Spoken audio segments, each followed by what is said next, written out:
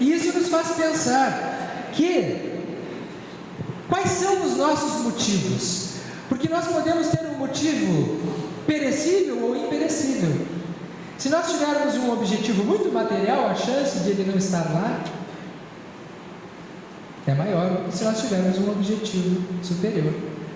Então, quando nós temos um objetivo superior, nós já estamos nos imunizando contra a depressão e contra as motivações do suicídio, porque nós temos motivos de sofrer, de viver, apesar dos sofrimentos.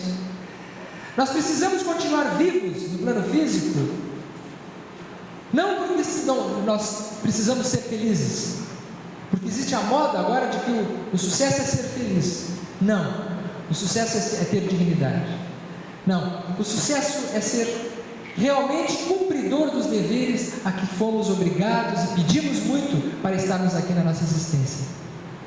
Nós vivemos uma doença, a cultura do êxito. Seja feliz, seja o primeiro.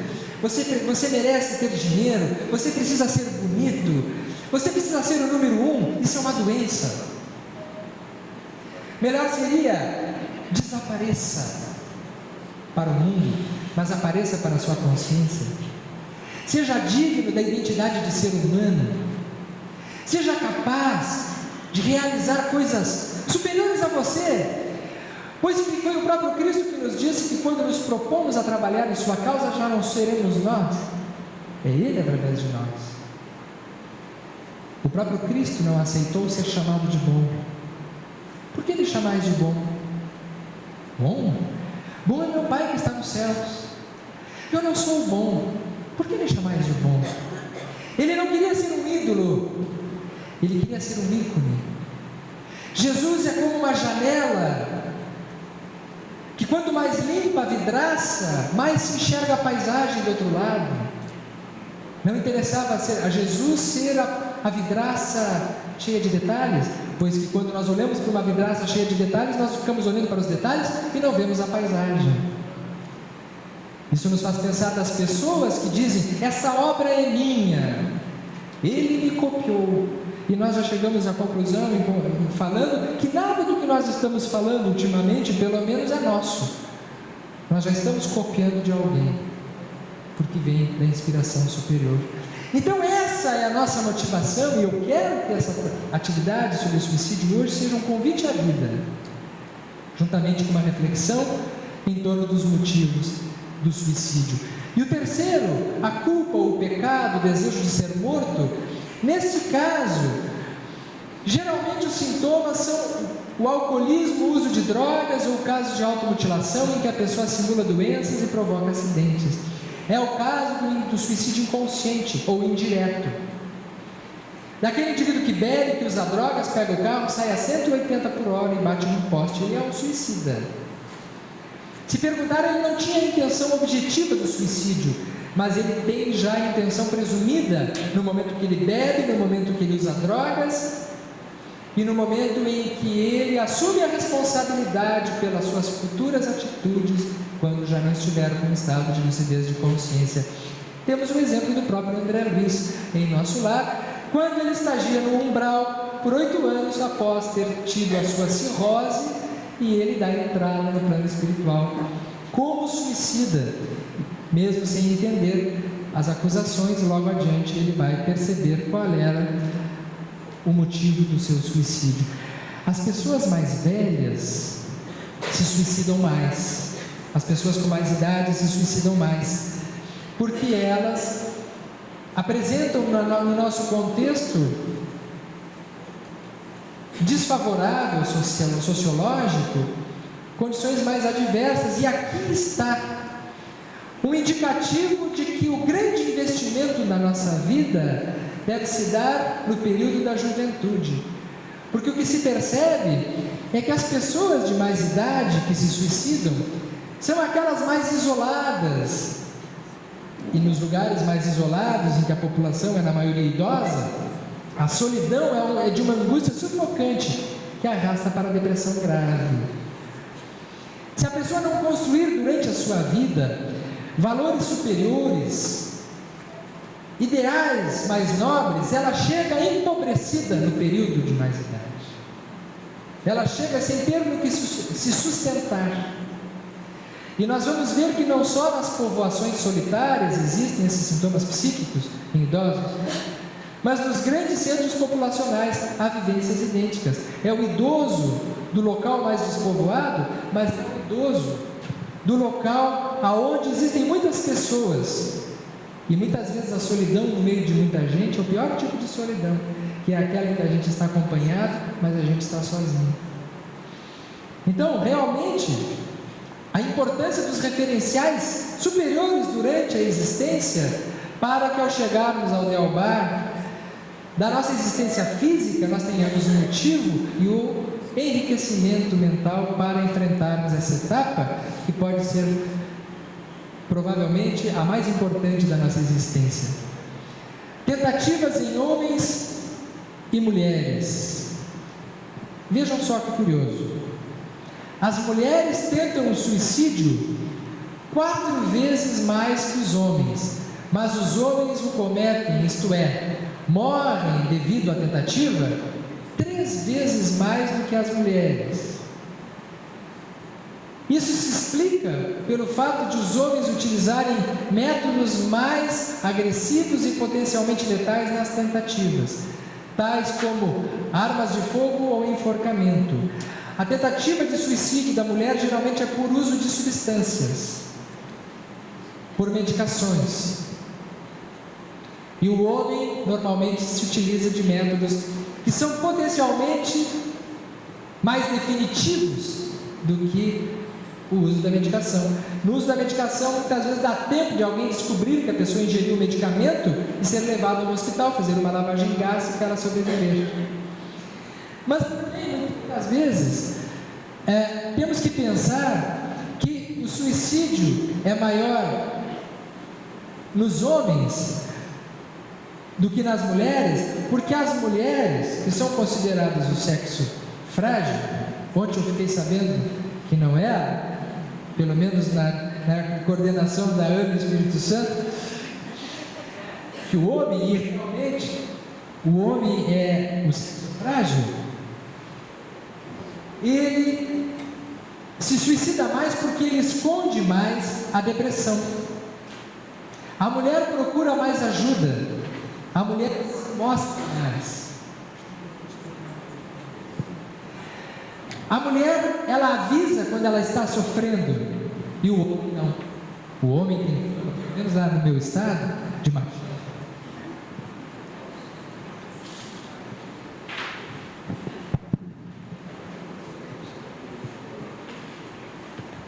Então, verdadeiramente forte é aquele que aguenta no peito, no osso do peito, né? O gaúcho diz muito isso. Eu aguentei no osso do peito. Só que depois, chega um certo momento, depois de tanto aguentar, coloca uma corda no pescoço e dá um tiro na cabeça. Não existe valentia nenhuma disso, né? A mulher não, a mulher se queixa mais, busca mais ajuda médica, busca mais o centro espírita, procura mais o atendimento, o homem esconde. Então, as estatísticas de depressão são maiores em mulheres, mas não quer dizer que essa estatística seja verdadeira, porque a mulher, ela responde mais verdadeiramente as perguntas sobre depressão do que o homem. Se perguntar muitas vezes para o homem, diz: não, na minha vida está tudo bem. E a gente sabe que não está tudo bem. E muitas vezes a gente percebe suicídios em situações em que a gente não imaginava que poderiam as pessoas estarem em sofrimento. O uso de álcool e drogas aumenta o risco, exatamente porque no estado de embriaguez ou estado alterado de consciência, sob o ponto de vista tóxico, o indivíduo ele acaba tomando a iniciativa que, sem estar nesse estado, ele não tem coragem. Muita gente diz assim: eu só não me mato porque eu não tenho coragem. O indivíduo que utiliza drogas e utiliza álcool, ele estará associando, nós vamos ver logo a seguir, um componente muito perigoso ao simples fato de estar bebendo e usando uma substância, que é o processo obsessivo. Quais são, portanto, os fatores de risco? Quem fez uma tentativa tem 30% a mais de chances de repetir do que quem nunca tentou. A pessoa, isso aqui é muito importante, porque uma vez a pessoa tentando suicídio indica que ela tem provavelmente uma patologia prévia, e a chance de ela tentar novamente é muito grande, colocando por terra o provérbio que diz que cão que ladra não morde. Não existe suicídio. Pelo contrário, 90% de quem tenta avisou antes. Se ele quisesse tentar mesmo, ele não falaria. A gente sempre valoriza. A pessoa que tenta o suicídio, ela pode até estar querendo chamar a atenção, mas a gente precisa valorizar. E sob o ponto de vista médico, se aconselha sempre aos médicos, e eu aconselho sempre também a quem trabalha em centro espírita, que se depare com alguém chegando em depressão, a gente pergunta objetivamente: você está pensando em se matar? As pessoas às vezes dizem assim: não, eu tenho medo de perguntar isso, porque as pessoas têm medo de falar no assunto. As pessoas têm a fantasia de que se falar no assunto estará dando a ideia para o outro do que ele está falando, como se acontecesse isso, né? Assim, você está pensando em se matar, e a pessoa vai dizer: não estou pensando, mas agora que você falou, então eu acho que é uma boa ideia, eu vou me matar. E aí a gente vai ser responsável pelo suicídio da pessoa. Não existe isso, não existe, né? Quando a gente fala sobre suicídio com a pessoa, muitas vezes é a primeira vez que a pessoa tem a chance de falar sobre um plano secreto que está na sua cabeça. Então ela tem um alívio quando ela diz, começa a chorar e diz: eu estou pensando. Aí a gente pergunta: já tentou? Porque a gente sabe que quanto mais planejado, com tentativas prévias, ou história familiar de suicídio, maior a chance. Então a gente pergunta diretamente para a pessoa: você está pensando em se matar? Você já pensou em como se matar? E às vezes a pessoa dá detalhes, já tem inclusive lá o dia marcado. Se já tentou antes, aumenta o risco. Porque nas histórias familiares a gente percebe que existem verdadeiras famílias de suicidas. Existem fatores intrínsecos e existem fatores extrínsecos a esse fato, que não daria tempo para nós analisarmos. Mas certamente o isolamento social e a falta de amigos é um deles. O outro, não ser casado, não morar com outra pessoa, uma doença física incurável, situação de extrema aflição, para a qual acho que não há solução, não ser religioso. Vejam a importância da espiritualidade. O pessimismo ou falta de esperança, entre outros. Nós vivemos numa sociedade pessimista, nós precisamos nos cuidar muito do contágio psíquico das pessoas. Cuidado amanhã de manhã, segunda-feira, quando vocês encontrarem uma pessoa, e apesar desse tempo maravilhoso aqui, do Espírito Santo, na beira da praia, vocês olharem e dizerem para outra assim: bom dia, a pessoa provavelmente vai dizer para você: só se for para você. Você tem que estar vendo de bom dia. É o pessimista. Nós vivemos mergulhados na convivência com pessoas assim. O que diz a doutrina espírita, então, a respeito disso? O que ela tem a nos oferecer? Dizem os espíritos que o desgosto da vida, sem motivos plausíveis, se apodera de certos indivíduos. De onde nasce? Efeito da ociosidade, da falta de fé e da saciedade. Quais são então as consequências do suicídio? Muito diversas são as consequências do suicídio. Não há apenas determinadas. Em todos os casos, corresponde sempre às causas que o produziram. Só há uma consequência que ele não pode escapar, que eu gostaria de destacar para vocês: é o desapontamento. Porque ele continua existindo no plano espiritual. E ele terá consequências, que poderá ser desde um prolongamento de um sofrimento assistindo à decomposição do corpo físico, deformações no perispírito, consequências logo a seguir no plano espiritual, tentativas frustradas de renascer. Muitos dos abortamentos espontâneos São experiências em que aquele espírito reencarnante precisa passar pelo fracasso da reencarnação, para através daquela experiência ele valorizar a vida que ele não valorizou na outra oportunidade quando ele foi em suicídio. Novas encarnações em condições mais difíceis são aquelas situações de problemas, de distúrbios físicos, como deficiências ou anomalias. Nem todo deficiente foi um suicida, mas muitos deficientes ou pessoas que apresentam anomalias foram suicidas. Perturbações mentais, a própria depressão. Se sabe que a pessoa que tem uma tendência a pensar muito no suicídio, ela provavelmente já foi um suicida, ou pelo menos teve um pensamento suicida muito intenso. E tudo aquilo que nós cultivamos dentro de nós será predominante na nossa vida. Se nós cultivarmos as ideias negativas, nós carregaremos para as outras existências essas ideias negativas. Por isso que Jesus aconselhava-nos o amor. Tendo em vista a transitoriedade do corpo e a inevitabilidade da morte, vive de maneira que possas partir da terra livre e feliz, diz-nos João de Ângeles. Não podemos nos esquecer que quando uma pessoa se mata, ela não está sozinha. Assim como quando a gente está fazendo uma palestra dessa, a gente não está sozinho, e a gente começa a falar alguma coisa que não tinha pensado, e aquilo é a comunicação superior através de nós. Quando a pessoa ela está com uma ideia de morte, existe alguém do lado dela, ou uma multidão de espíritos dizendo: te mata, a tua vida não vale a pena, você é um fracasso, ninguém dá bola para você, a sua vida é inútil, termina com a tua existência. E aquilo fica girando na mente da pessoa como um verdadeiro CD de informações repetitivas que vão levando o indivíduo cada vez mais à perturbação. É aqui nesse capítulo que a doutrina espírita ela é pródiga ao nos propor Jesus como um método de cura para as nossas doenças da alma, a cura pelo amor.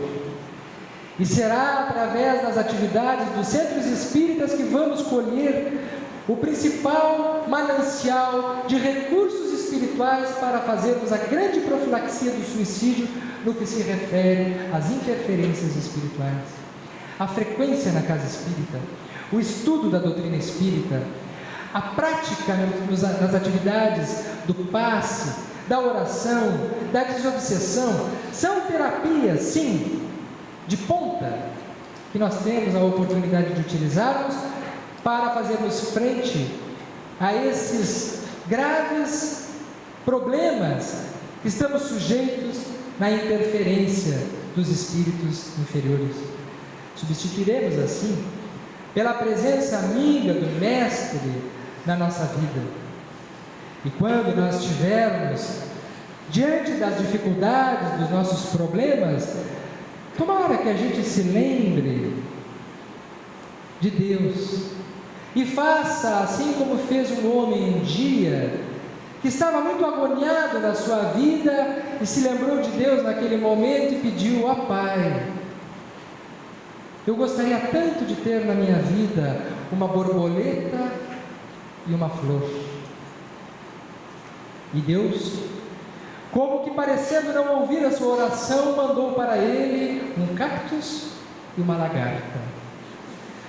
Ele olhou e disse: poxa, Deus deve estar ocupado, porque eu pedi uma coisa e ele me mandou outra. Muito frequente nas nossas orações. Eu sou insignificante mesmo, mas quem sabe ele está muito ocupado e ele se esqueceu da flor e da borboleta que houvera pedido ao Pai. Passado o tempo e boa parte das coisas na nossa vida, nós teremos que deixar que o tempo faça, principalmente, sobretudo aquela que não está sob a nossa responsabilidade direta. Um dia ele voltou e no lugar do cactus ele encontrou uma bela flor, e no lugar da lagarta ele encontrou a borboleta que houvera pedido. Assim são as doenças, os problemas, as dificuldades, na nossa vida. São cactos, são lagartas.